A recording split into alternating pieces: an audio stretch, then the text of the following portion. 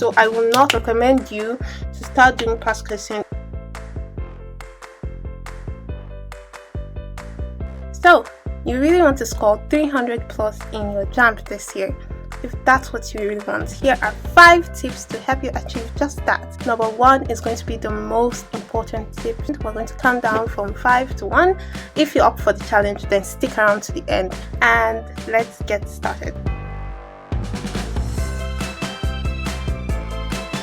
So the first thing you're going to do is to find out what subject you're supposed to write in Jamb, which is very important. And once you have that figured out, you need to get the syllabus for the subject. And what I'm going to say is you have to stick to the syllabus. If you want to get that 300, that 250 above that 300 plus in Jamb, then you have to follow the Jamb syllabus. It's going to be your best friend.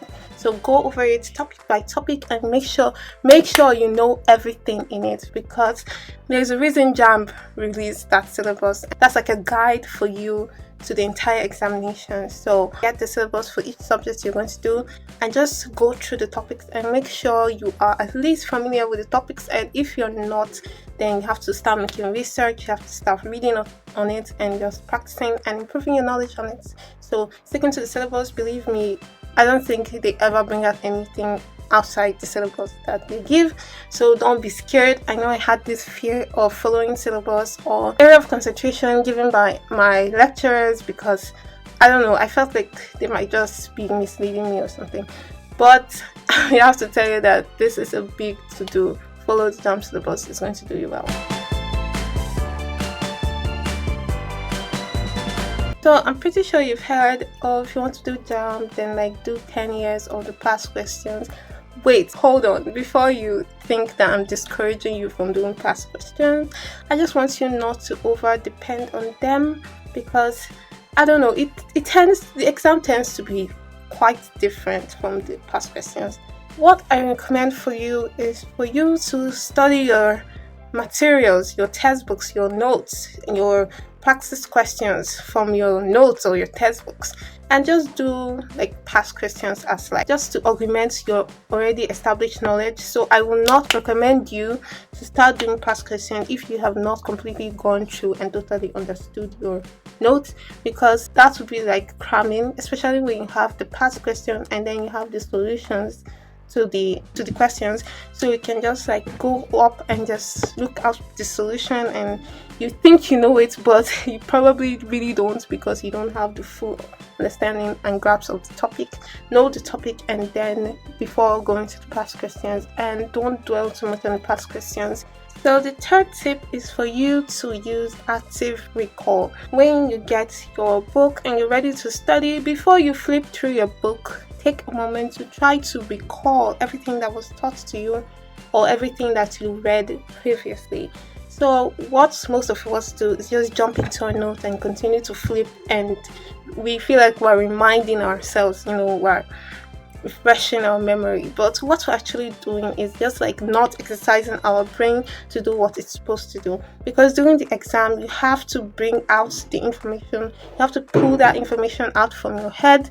So practicing active recall, which means pouring out everything you remember about the topics before actually going through your notes, is going to really help you put you in that exam kind of vibe or environment or feeling, so that when you actually step into the exam hall, you'll be quite ready. By doing that, you actually know what you don't know or what you do not know. So this is very important.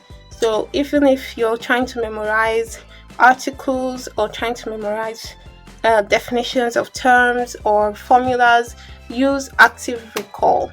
And actually want to do a video all about how to memorize formulas. So stick around and watch out. Subscribe, like, and turn on notification, because I'm going to be dropping that video very, very soon. And out to number 2, which is just simply to be consistent. So you can read biology on Monday, and then maybe you read for like 5 hours on Monday, and you consume a lot of information, and you're like, oh, I'm so ready for this examination, or I've covered a lot in biology, let me move on to English, to math, to literature in English, or anything like that.